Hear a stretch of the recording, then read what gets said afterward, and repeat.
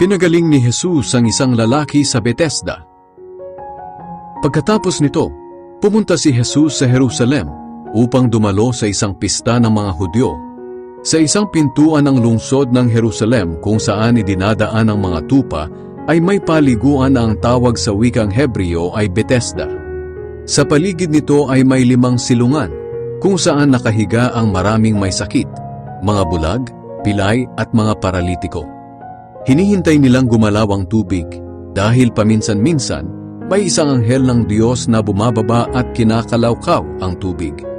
Ang unang makalusong sa tubig pagkatapos makalawkaw ng anghel ay gumagaling, kahit ano pa ang kanyang sakit. May isang lalaki roon na 38 taon nang may sakit. Nakita ni Jesus ang lalaki na nakahiga roon at nalaman niyang matagal na itong may sakit.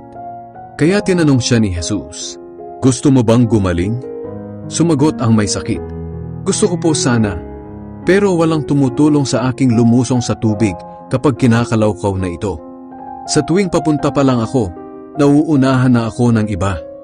Sinabi ni Jesus sa kanya, "Tumayo ka, buhatin mo ang higaan mo at lumakad." Agad na gumaling ang lalaki. Binuhat niya ang higaan niya at lumakad.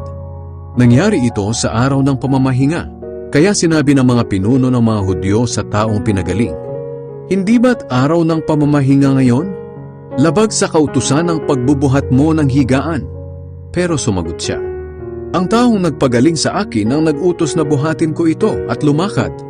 Tinanong nila siya, "Sino ang nag-utos sa iyong buhatin ang higaan mo at lumakad?" Pero hindi nakilala ng lalaki kung sino ang nagpagaling sa kanya dahil nawala na si Jesus sa dami ng tao. Hindi nagtagal, nakita ni Jesus sa templo ang taong pinagaling niya at sinabihan, "O magaling ka na ngayon, huwag ka nang magkasala pa, at baka mas masama pa ang mangyari sa iyo." Umalis ang lalaki at pumunta sa mga pinuno ng mga Hudyo. Sinabi niya sa kanila na si Jesus ang nagpagaling sa kanya. Kaya mula noon, sinimulang usigin ng mga pinuno ng mga Hudyo si Jesus dahil nagpagaling siya sa araw ng pamamahinga. Pero sinabihan sila ni Jesus, "Patuloy na gumagawa ang aking Ama, kaya patuloy din ako sa paggawa." Dahil sa sinabing ito ni Jesus, lalong sinikap ng mga pinuno ng mga Hudyo na patayin siya.